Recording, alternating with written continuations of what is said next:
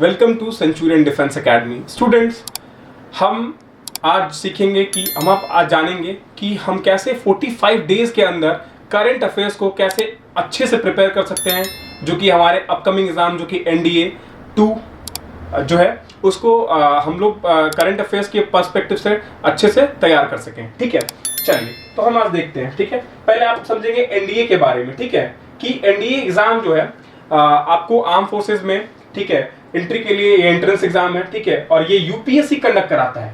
जो एग्जाम है वो यूपीएससी कंडक्ट कराता है। ठीक है, तो इस एग्जाम में जो है आपको ध्यान रखना है कि यूपीएससी के लेवल से आपको करंट अफेयर्स को तैयार करना है। ठीक है, ये एक साल में 2 बार एग्जाम होता है। ठीक है, जो कि पहला एग्जाम आपको पता है कि वो 18 अप्रैल को हो चुका है।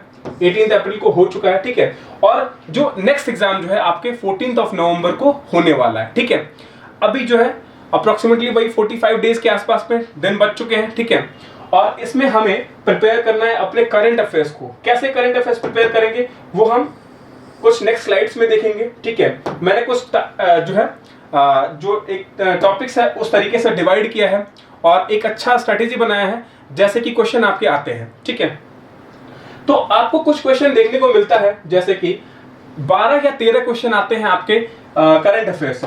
12 या 13 क्वेश्चन जो होते हैं आपके करंट अफेयर से होते हैं। तो इसमें हम ध्यान देंगे ये कि 12-13 क्वेश्चन्स में से सबसे ज्यादा जो क्वेश्चंस होते हैं वो कैसे कवर करना है, उनको कैसे याद करना है। तो मैक्सिमम क्वेश्चन जो होते हैं वो कुछ हमारे टॉपिक्स जो है आपको दिखेंगे जैसे डिफेंस एक्सरसाइज से क्वेश्चन आता है। ठीक है, डिफेंस एक्सरसाइज में जैसे हमने यूएस के साथ अभी कोई एक्सरसाइज की हो, ठीक है, या हम फ्रांस के साथ एक्सरसाइज कर रखे हैं, ठीक है, जापान के साथ एक्सरसाइज हो रखी हो, ठीक है, थाईलैंड के साथ हुई हो, किर्गिस्तान के साथ हुई हो, बांग्लादेश के साथ कोई एक्सरसाइज हो, तो जितनी भी कंट्रीज हैं, यूके के साथ है, ठीक है, तो ऐसी जितनी भी कंट्रीज हैं जिनके साथ हमारी एक्सरसाइज होती हैं, ठीक है, डिफेंस एक्सरसाइज, उससे क्वेश्चन आते हैं।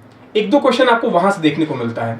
ठीक है, जो कि अप्रोक्सीमेटली 2 या 3 या 4 महीने के अंतराल में, मतलब जो लास्ट 3 या 4 महीने के जो करंट एक्सरसाइज होते हैं उनको पूछता है। ठीक है, जैसे हमने अभी किया यूएस के साथ युद्ध अभ्यास। ठीक है, लास्ट ईयर किया था हमने मालाबार। ओके, वैसे अभी हमने फ्रांस के साथ जो है गरुड़ किया, डेजर्ट नाइट किया, वरुण किया, ठीक है, ला पियर्स किया, नेवल एक्सरसाइज। तो ऐसे एक्सरसाइज को पूछता है और आपको इनका जवाब देना होता है। ठीक है, और अगर इनमें थोड़ा सा भी वो गलत करते हो तो आपको माइनस मार्किंग के साथ साथ आपको पूरे उस क्वेश्चन का नुकसान होता है। ठीक है, तो ये आप याद रखोगे।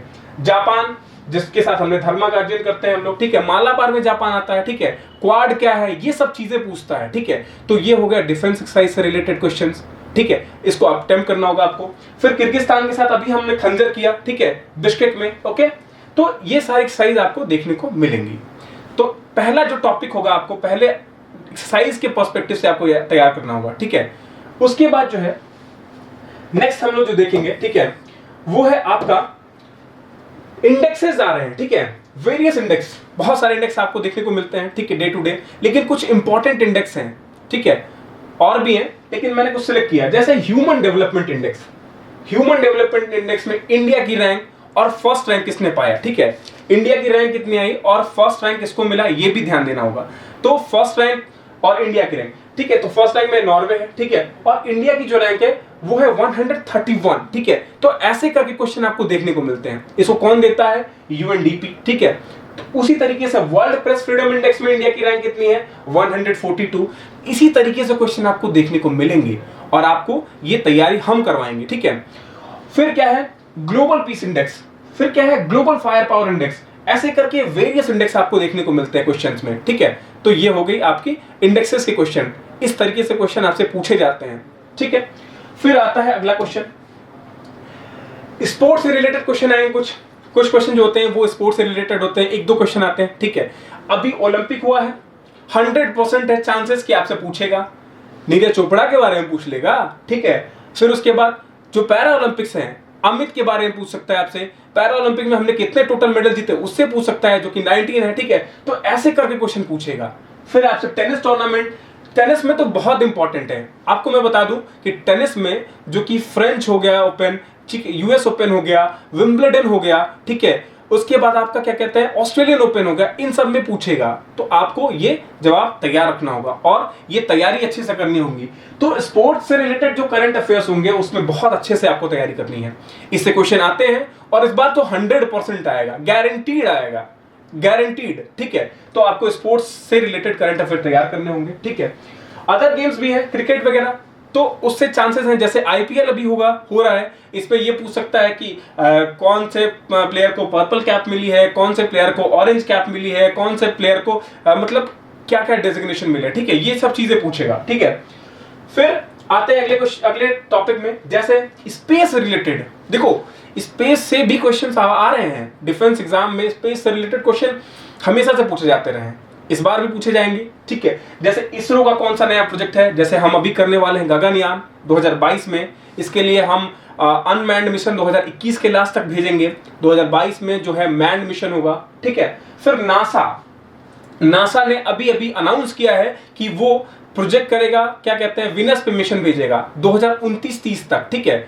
तो उसको ऐसे करके जितने भी क्वेश्चन बनते हैं स्पेस एजेंसी से रिलेटेड, जितने भी उनके मिशंस होते हैं फ्यूचर के, ठीक है, प्रेजेंट के, ठीक है, पास का नहीं पूछ सकता है लेकिन फ्यूचर और प्रेजेंट के क्वेश्चन जरूर पूछते हैं, ठीक है। तो ये आपको तैयार करना होगा। जैसे अभी नासा ने मार्स पे मिशन भेजा, मिशन मार्स 2020, ठीक है, इसमें 2020 में इन्होंने भेजा था, लेकिन इसका जो रोवर है अभी इस बार मार्च जून में जाके रोवर जो है लैंड किया, नाम क्या था, परसिवियरेंस। ऐसे ऐसे क्वेश्चन आपको डिफेंस एग्जाम में देखने को मिलेंगे, ठीक है। फिर आते हैं यूरोपियन स्पेस एजेंसी के प्रोग्राम, जापान के स्पेस एजेंसी जाक्सा के प्रोग्राम, रशिया के प्रोग्राम, तो ये सभी आपको पूछे जाएंगे जो कि आपको प्रिपेयर करना होगा, ठीक है। तो ये हो गए स्पेस से रिलेटेड प्रोग्राम।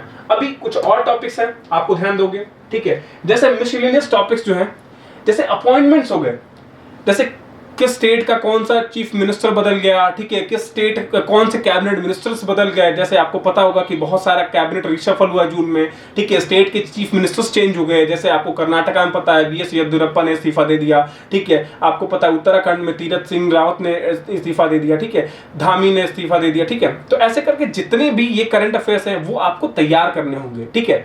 फिर आपसे इंटरनेशनल न्यूज पूछेगा, जैसे अफगानिस्तान हो गया, बहुत ही बड़ा एक ब्लंडर हो रहा है, ठीक है, बहुत ही ज्यादा वहां पे डिवास्टेटिंग वो हो रहे हैं, ठीक है, तो वो आपको देखने को मिलेंगे।